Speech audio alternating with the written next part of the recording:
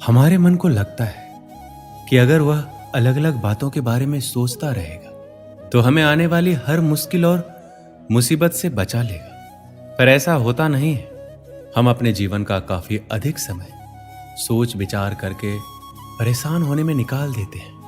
भगवान श्री कृष्ण कहते हैं, मन का ये स्वभाव बदलना मुश्किल जरूर है, असंभव नहीं।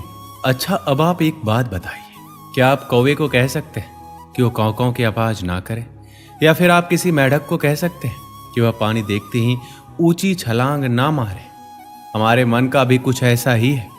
जीवन में कुछ भी होता है, अच्छा या बुरा, हमारा मन उस पर काँव काँव करने लगता है। काँव काँव से मेरा मतलब है चिंता करना, व्याकुल होना। कोई बुरी बात होती भी नहीं है और मन परेशानी की ऊंची ऊंची लपटें लेने लगता है। कभी कभी तो मुझे ऐसा लगता है कि हम में से कई लोग सिर्फ परेशान होने के लिए जीते हैं। सारी परेशानी, पीड़ा, दुविधा अक्सर हमारे मन की बनाई हुई कहानियां होती है। यदि आप जीवन में शांति चाहते हैं तो इसके लिए जरूरी है मन को शांत करना। श्री कृष्ण कहते हैं, व्यक्ति के मन से ज्यादा चंचल कोई और चीज नहीं होती है। जिसने भी अपने मन पर काबू पा लिया उसके लिए हर चीज हासिल करना आसान हो जाती है। लेकिन अधिकतर लोग जब किसी समस्या में पड़ते हैं तो अपना धैर्य खो देते हैं। उनका मन अशांत हो जाता है, जिसके चलते उनके बनते हुए कार्य भी बिगड़ जाते हैं। क्रोध से भरा मन अक्सर विनाश का कारक माना जाता है। इसलिए कोशिश करें कि चाहे कितनी भी कठिन परिस्थिति में आप क्यों ना हो, लेकिन अपने मन में धैर्य और शांति बनाए रखें। अधिकतर इंसान गुस्से में कोई ऐसा निर्णय ले लेता है जिसका पछतावा उसे तब होता है जब उसका मन शांत हो जाता है, लेकिन तब तक परिस्थिति बिगड़ जाती है। इसके बाद आप चाहे कितना ही उसको सुधारने की कोशिश क्यों ना करें, उसमें सुधार नहीं किया जा सकता। इसलिए पछतावा से बेहतर है कि आप अपने मन को शांत रखें। श्री कृष्ण कहते हैं, भले ही बाहर कितना ही शोर क्यों ना हो, लेकिन अपने अंदर शांति रखें। शांति की शुरुआत मुस्कान से होती है। शांति भीतर से आती है, इसे बाहर मत खोजो। आपके पास भले ही अपार धन है, लेकिन यदि मन की शांति नहीं है तो सब व्यर्थ है, क्योंकि मन की शांति से बड़ा कोई धन नहीं। चाहे मन की शांति हो या चिंताओं से मन अशांत हो, लेकिन आपने अब तक जो भी हासिल किया वो अमूल्य है। मन की शांति को समझना है तो शोर नहीं, गौर करें। शांति से विश्वास बढ़ता है और अशांति से अविश्वास। जो व्यक्ति भविष्य के बारे में सोचता है वो हमेशा चिंता में रहता है।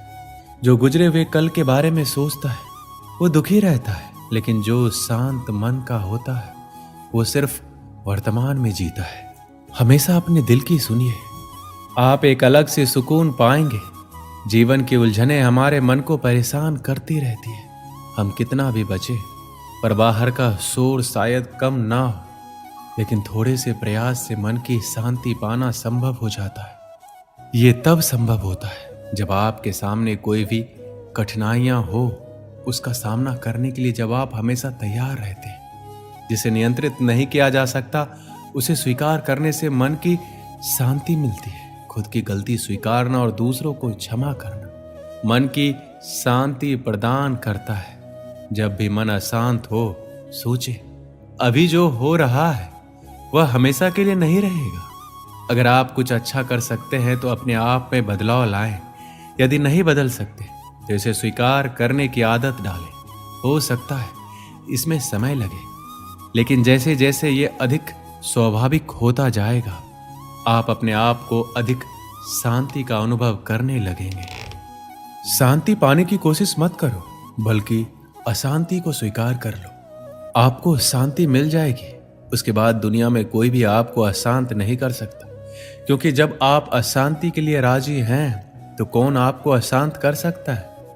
अपने मन की स्थिति का जिम्मेदार दूसरों को ठहराकर अपने मन की शक्ति को भूल जाते हैं। सुख दुख सिर्फ इस बात पर निर्भर नहीं करते कि आपके आसपास का माहौल कैसा है, ये इस बात पर भी निर्भर करता है कि आपके अंदर का माहौल कैसा है। जीवन शांति से जिया जाए, इसके लिए आपको अशांति को स्वीकारना होगा।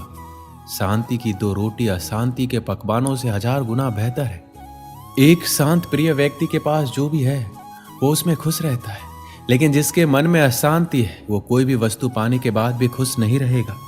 श्री कृष्ण कहते हैं, जीवन का मार्ग टेढ़ा मेढ़ा कांटों से भरा है। जीवन कोई फूलों की सेज नहीं है जो आसानी से पार हो जाए। हमें इसी उतार चढ़ाव के जीवन में स्वयं को कैसे आगे बढ़ाना है, यही विचारणीय है।